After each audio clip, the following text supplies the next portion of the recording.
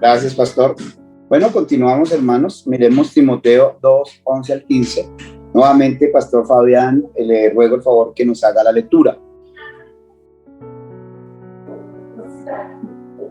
La mujer aprenda en silencio, con toda sujeción, porque no permito a la mujer enseñar ni ejercer dominio sobre el hombre, sino estar en silencio. Porque Adán fue formado primero, después Eva. Y Adán no fue engañado, sino que la mujer, siendo engañada, incurrió en transgresión. Pero se salvará engendrando hijos, si permaneciere en fe, amor y santificación con modestia. Gracias, pastor. Leamos ahora 1 Corintios 14, 34. Veo por ahí a Yandrita también, que creo que la escuché, entonces me gustaría que ella nos leyera 1 Corintios 14, 34.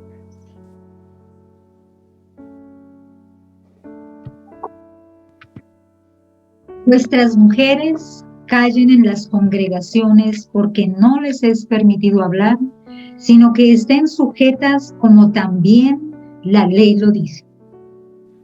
Amén. Estos textos parece que para muchos, y también Primera de Pedro 3, 1 al 7, que ahora los vamos a leer, para muchos estos textos parece que fueran textos precisamente machistas, textos que están diciéndole a la mujer que se tiene que quedar callada, que no puede hablar, que se tiene que quedar en silencio.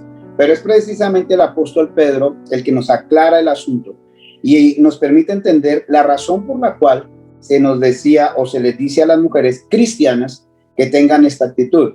Leamos Primera de Pedro 3, del 1 al 7, por favor.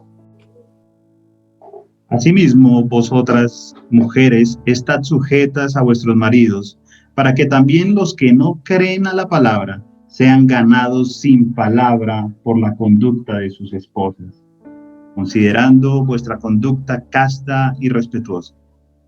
Vuestro atavío no sea el externo de peinados ostentosos, de adornos de oro o de vestidos lujosos, sino el interno, el del corazón, en el incorruptible ornato de un espíritu afable y apacible, que es de grande estima delante de Dios.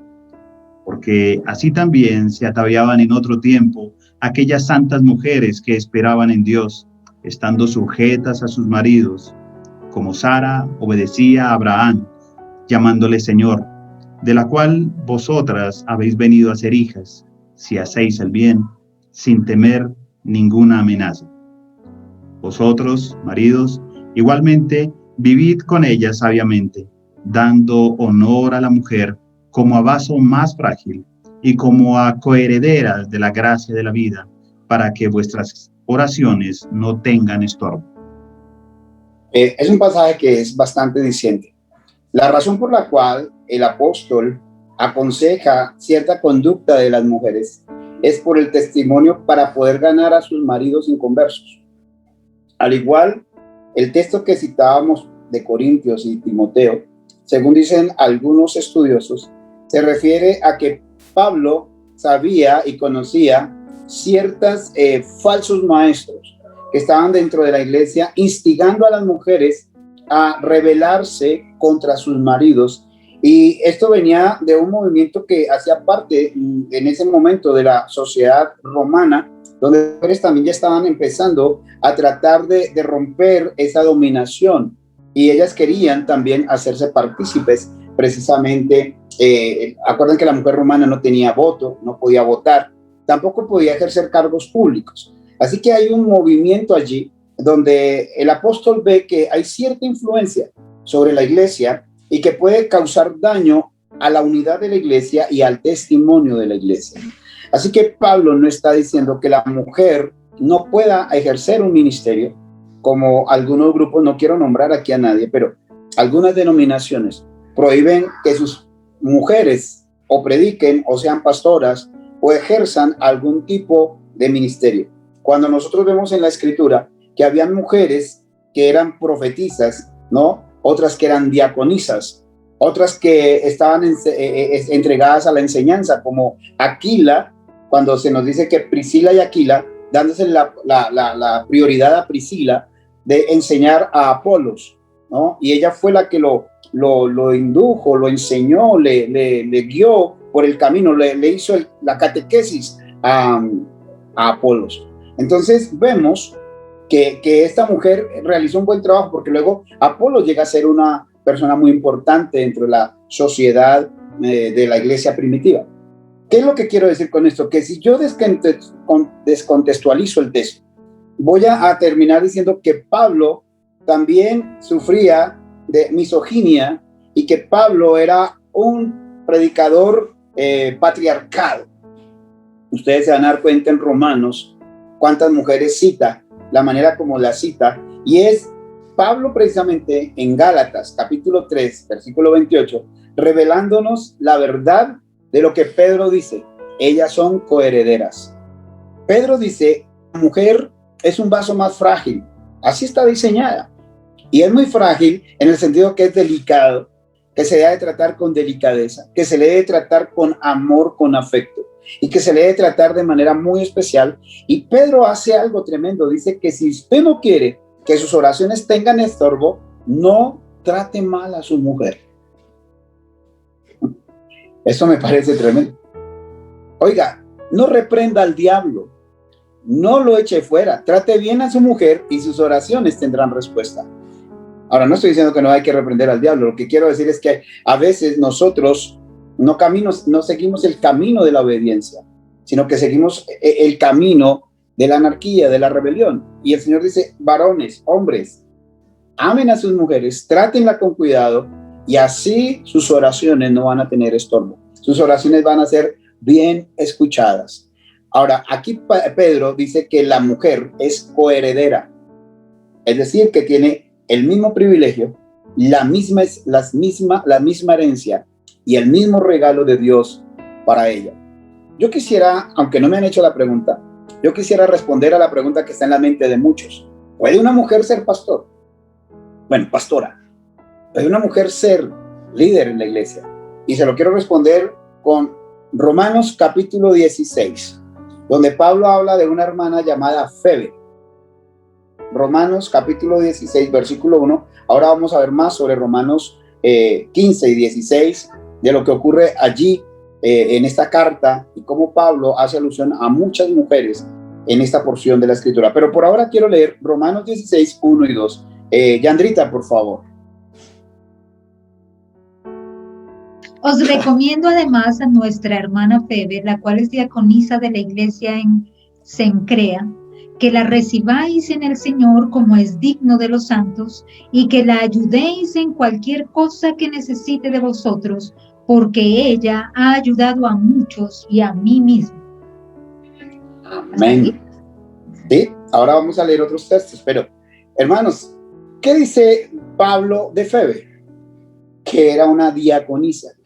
Y si nosotros leemos en Hechos y en otras porciones, siempre se habla de diáconos, y hasta las instrucciones que Pablo da a Timoteo y las instrucciones que Pablo da a Tito acerca de los diáconos y los líderes, casi siempre se dirige hacia varones, ¿no? Sean esposos de una sola mujer. Pero encontramos que Pablo aceptaba, valoraba y estimaba el ministerio de Febe.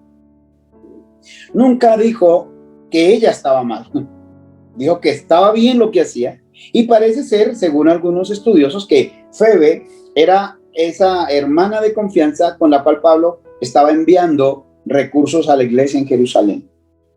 Entonces, si nosotros vemos, Pablo no tenía una actitud machista, hablando espiritualmente y hablando socialmente. No tenía esa mentalidad. Su recomendación en el libro de Timoteo y su recomendación en Corintios es para prevenir que los falsos maestros sedujeran a las mujeres de la congregación con sus enseñanzas, y éstas enseñaran cosas equivocadas a la iglesia. En otras palabras, no es un mensaje contra las mujeres, sino es un mensaje para cuidar a la iglesia de las falsas enseñanzas, de las falsas doctrinas que algunos querían introducir secretamente. Veamos Gálatas 3, versículo 27 y 28. Pastor Fabián. Porque todos los que habéis sido bautizados en Cristo, de Cristo estáis revestidos. Ya no hay judío ni griego, No hay esclavo ni libre, no hay varón ni mujer, porque todos vosotros sois uno en Cristo Jesús. Amén. Amén. Mire lo interesante de Pablo. Pablo dice, aquí ya no hay judío ni griego, ni tampoco hay esclavo ni libre. Aquí ya no hay esa distinción, porque ustedes están revestidos de Cristo, y en Cristo hay esa unidad de perfección y esa igualdad delante del Señor. Hermano, esta igualdad en cuanto al ministerio, por ejemplo, la Biblia nos habla de que todo este pueblo, hombres y mujeres, los redimidos por la sangre del Señor Jesucristo, es un reino de reyes y sacerdotes. De reyes y sacerdotes. Nosotros vemos mujeres intercediendo, orando, acercándose al Señor. Vemos en el ministerio de Pablo a Lidia, ¿no?, que les prestó su casa. Vemos en el ministerio del Señor, y esto es tremendo porque el Señor aceptó la ayuda económica de estas mujeres, algo que era totalmente inusual. Y vemos mujeres siguiéndolo. Yo quiero que empecemos a hacer algunas lecturas de algunos pasajes de los evangelios. Entonces vamos a mirar Lucas capítulo 8, versículos 1 y 2. Hermanita Yandra, Marcos 8, 1 al 3. Aconteció después que Jesús iba por todas las ciudades y aldeas, predicando y anunciando el evangelio del reino de Dios, y los 12 con él. Y algunas mujeres que habían sido sanadas de espíritus malos y de enfermedades, María, que se llamaba Magdalena, de la que habían salido 7 demonios. Ajá. Nombra mujeres, específicamente, con nombre propio, ¿verdad? Marcos 8, del 1 al 3. En aquellos días, como había una gran multitud y no tenían qué comer, Jesús llamó a sus discípulos y les dijo: tengo compasión de la gente, porque ya hace 3 días que están conmigo y no tienen qué comer. Y si los enviare en ayunas a sus casas, se desmayarán en el camino, pues algunos de ellos han venido de lejos. Estos que habían venido de lejos, habían entre ellos muchas mujeres. Ahora, la interesante o el comentario que se hace sobre esta cita es que una mujer que se apartaba de su hogar que por un maestro para seguir a un maestro, no solamente era mal visto, sino que su marido podía echarla y darle carta de divorcio. Sin embargo, estas mujeres que le seguían y que decidieron ser sus discípulos, estuvieron cerca del Señor para recibir la palabra y para ser bendecidos por el Señor, o para ser bendecidas por el Señor. Ahora, volvamos nuevamente a la mujer sirofenicia. El Señor, en este pasaje de Marcos capítulo 7, verso 26, utiliza todo lo que un judío de su época, ¿no?, normal, hubiera utilizado para luego revertir la situación. Y esto es lo que entiende Marcos, que el Señor se comporta como uno que cierra la puerta, ¿no?, para revelar el error, para mostrarle a sus discípulos la cultura en la que han estado viviendo, pero luego abrir la puerta al mensaje del evangelio. Y eso notamos que el Señor le coloca a esta mujer en Marcos 7:26 varias objeciones. La primera es cultural. Ella es una mujer griega.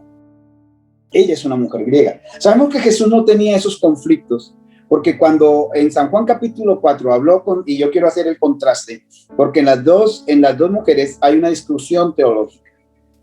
Las dos mujeres tienen con Jesús discusiones teológicas, que esto es extraordinario en el evangelio, porque las mujeres no podían opinar, no tenían derecho a la sinagoga, eran relegadas dentro de la misma sinagoga a un rincón. Pero el Señor Jesús actuó totalmente diferente. Es más, a una dentro de la sinagoga la hizo pasar de donde estaban las mujeres cerca a donde estaban los hombres, cosa que estaba prohibida ceremonialmente. Y él le dice: esta mujer encorvada, hija de Abraham, si es hija de Abraham, tiene los derechos del pueblo y las bendiciones de los hijos de Abraham. Y tiene el derecho a ser sana, porque los enfermos también eran execrados. La enfermedad era vista como pecado, como consecuencias de pecado. Por eso el joven ciego, ¿quién pecó, este o sus padres? ¿no? Así que el pecado también era algo mal visto. Y si una mujer, la enfermedad era algo mal visto. Y si una mujer estaba enferma era porque seguramente había algún pecado. Y el Señor dice que ella estaba siendo atormentada por el enemigo, por el maligno. Estaba atada por un espíritu y la tenía encorvada, y el Señor la sana.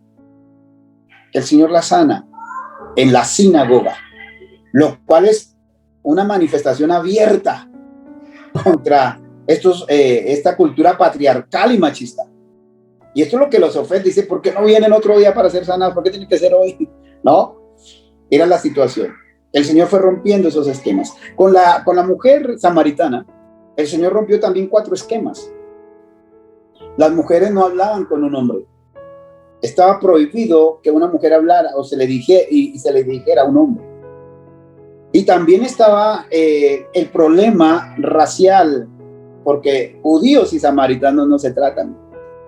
Entonces está el problema de género, ¿no? La mujer, el hombre. Está el problema de cultura y de raza, ¿no? De nacionalidad. Los judíos, los samaritanos no se tratan. Y está el problema religioso. Yo soy de esta religión y usted es de la otra religión.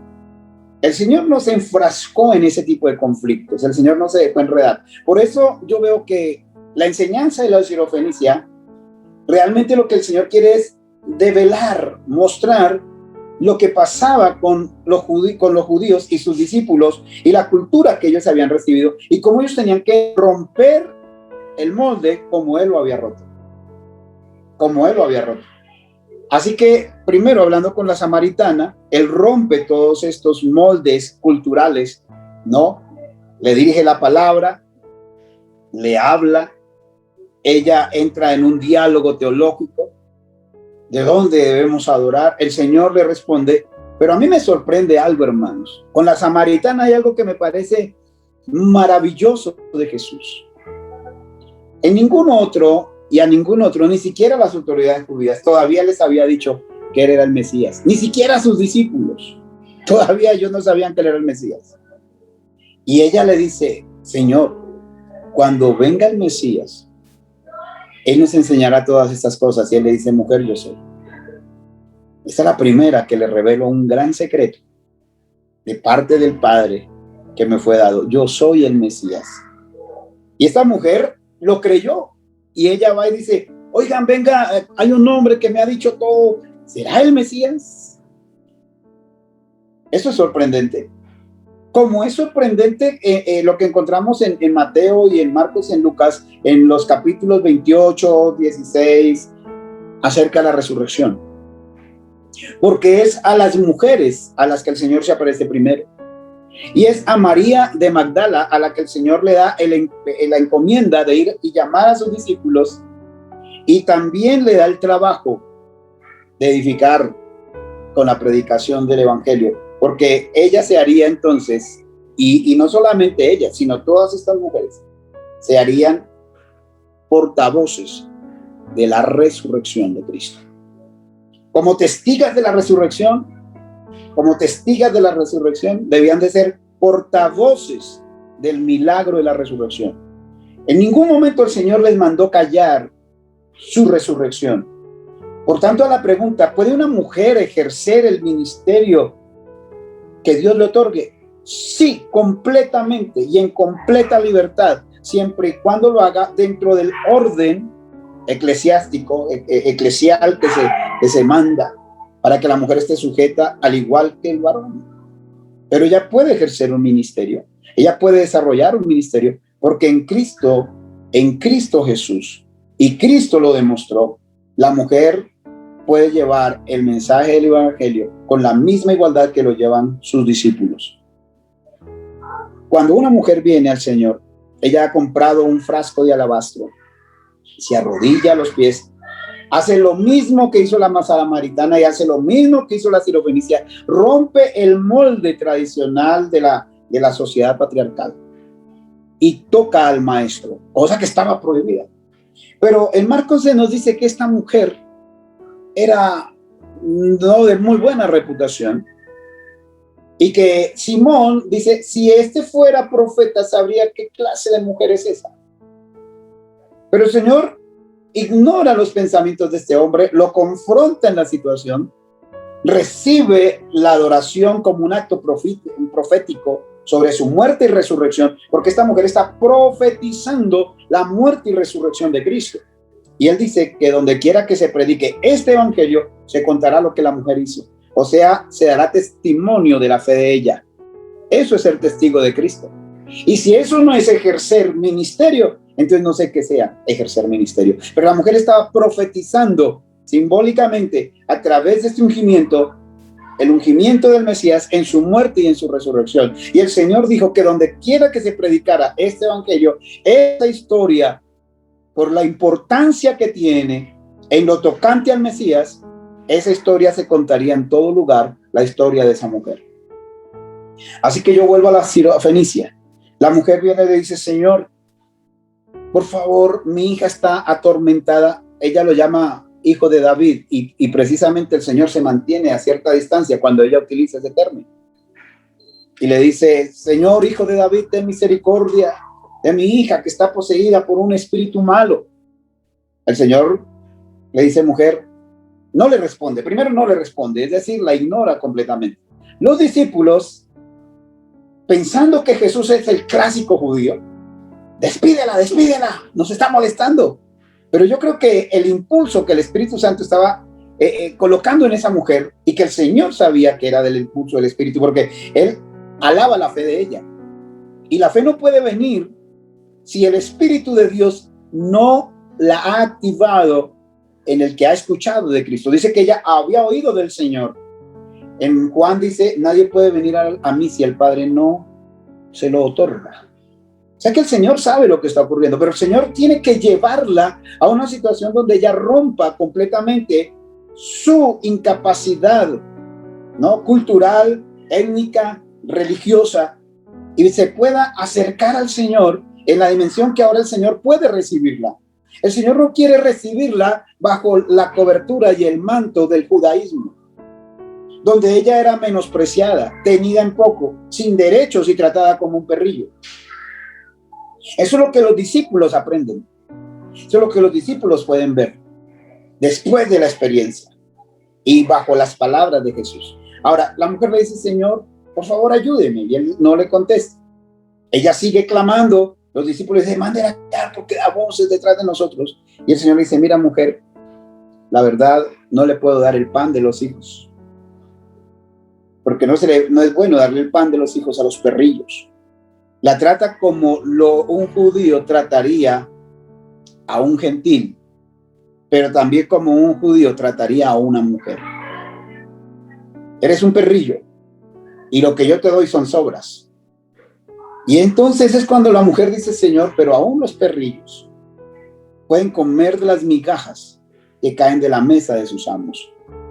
Y es cuando el Señor gira y da un giro en su discurso y la alaba delante de sus discípulos. La alaba y dice: mujer, grande es tu fe. Lo que te va a liberar, lo que te va a hacer libre, como diría la señora Radford Luther. La mujer encuentra su liberación y su fuerza liberadora en la profecía mesiánica, en el cumplimiento de la voluntad perfecta que hace el Mesías para la humanidad. Puede liberarla y ella encuentra liberación. Y el Señor le dice que la puerta a esa liberación, contra todo lo que la cultura, contra todo lo que la religión, contra todo lo que el problema étnico genera de desprecio, de menoscabo a la mujer, el Señor la libera, la oye, la bendice y le dice: mujer, tu hija ha sido liberada. Aún el mismo poder de las tinieblas retrocede ante estas palabras del Señor, quien le otorga a esta mujer la bendición de la fe. ¿Por qué les digo esto? Porque esto no solamente ocurrió con la sirofenicia, ocurrió también con aquella mujer que se acercó al Señor y tocó el borde de su manto. Ella, por la cultura, por la tradición y por muchas otras cosas, podía haber sido apedreada en ese momento a causa del flujo de sangre que tenía. En contra aún de su propia vida, la mujer corre el riesgo porque ella necesita la sanidad. Había sufrido de muchos médicos, le habían quitado sus recursos, lo cual posiblemente nos hace ver que era una viuda. Y esta mujer dice que en su corazón decía: si tan solo tocaré el borde de su manto y me acojo a la protección de él, seré libre de mi azote. En Cristo la mujer es protegida. En Cristo la mujer tiene derechos. En Cristo la mujer tiene bendiciones. En Cristo la mujer tiene identidad y la gracia de Dios se derrama sobre ella.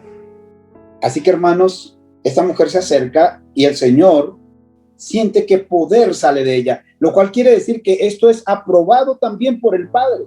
Es el corazón del Padre a través de su Hijo tocando a una hija abandonada, desvalida y desprotegida por una sociedad religiosa, machista, discriminante. Pero Dios dice: no, yo quiero mostrar cuánto amo a las mujeres de mi pueblo. Les decía que en el libro de Romanos, en el capítulo 15, hay alusión de parte del apóstol Pablo a un sinnúmero de mujeres que le ayudaban a él en el ministerio. Obsérvenlo en el capítulo 16. Después de recomendarles a Febe, mire lo que él dice. Voy a terminar con esto. Saludad a Priscila, esposa de Aquila, la nombra primero, mis colaboradores en Cristo Jesús. ¿Qué hicieron estos dos? Expusieron su vida por mí, a los cuales no solo doy gracias, sino también a todas las iglesias de los gentiles. Saludad también a la iglesia de su casa. Saludad a Epeneto, amado mío, que es el primero fruto de Acaya para Cristo. Saludad a María. ¿Qué dice de esta María? No sabemos cuál María es, pero la conocían. Saludad a María, la cual ha trabajado mucho entre vosotros. Pablo reconoce el trabajo de esta María. ¿Cuál María es? No lo sé. Es una María que estaba y que era conocida por estos hermanos. También dice que saluden a Andríoco y a Junias, mis parientes y mis compañeros de prisiones, los cuales son muy estimados entre los apóstoles y que también fueron antes de mí en Cristo. Saludad a Amplías, amado mío en el Señor, a Urbano, nuestro colaborador en Cristo, y a Estaquis, amado mío. Noten una cosa, de ninguno dice que son grandes trabajadores en Cristo. Saludad a Apeles, aprobado en Cristo. Saludad a la casa de Aristóbulo. Saludad a Herodión, mi pariente. Saludad a la casa de Narciso, los cuales están en el Señor. Aquí hay dos nombres, por si usted se los quiere poner a una hija o a una nieta. Saludad a Trifena y a Trifosa, las cuales trabajan en el Señor. Él saluda a mucha gente, pero reconoce públicamente el trabajo de María, de Trifena y de Trifosa. Y dice: saludad a la amada Persida, la cual ha trabajado mucho en el Señor. Y esto me sorprende porque cuando la Biblia recalca algo es porque quiere y tiene una intención. Y Pablo alaba a estas mujeres, de todas, de las cuatro, dice que han trabajado mucho en el Señor. Sigue saludando a Rufo, escogido en el Señor, y dice: saludad a Rufo, escogido en el Señor, y a su madre y mía. No sabemos a qué se refiere esta madre mía. No hay consenso y no es lo que me interesa aquí enseñar. Lo que me parece interesante es que Pablo reconoce el ministerio de estas mujeres como personas que trabajan mucho en la obra del Señor. Y ahí sigue dando alusiones a Sincrito, a Flegonte, a Hermas, a Patrobas, a Hermes y a los hermanos que están con ellos. ¿Qué quiero decir ya al terminar? Pablo reconoce el trabajo de la mujer en la iglesia. No solamente lo reconoce, lo alaba. Y dice que es digno de que estas mujeres también sean tenidas en cuenta, especialmente a Febe, a quien llama diaconisa. Cuando yo escucho pastor es decir que una mujer no debe predicar o que una mujer no debe ejercer un ministerio, que ellas pueden enseñar a los niños y hacer otros trabajos en la iglesia, porque no les está permitido ejercer autoridad sobre el hombre, etcétera, etcétera. No, pienso que en mi posición, pienso que se equivocan, porque definitivamente el Señor, en el plan de redención, desde Génesis 3:15, incluyó a la mujer como fundamental en el plan de redención, como un instrumento muy importante. Y por eso el Señor, en esa promesa, el protoevangelio de Génesis 3:15, se dirige a Eva y le dice: de la simiente tuya saldrá el vencedor, saldrá el que pisoteará. Y todos sabemos que la mujer no tiene semilla, cera. La mujer no tiene cera o semilla o esperma. Pero el Señor le dice: de tus espermas, de tu semilla, de tu simiente. ¿Cómo puede la mujer tener esperma? Para que el Señor le diga que de su esperma, de su semilla, de su cera, saldrá la simiente que derrotará a Satanás. Y inmediatamente queda excluido Adán.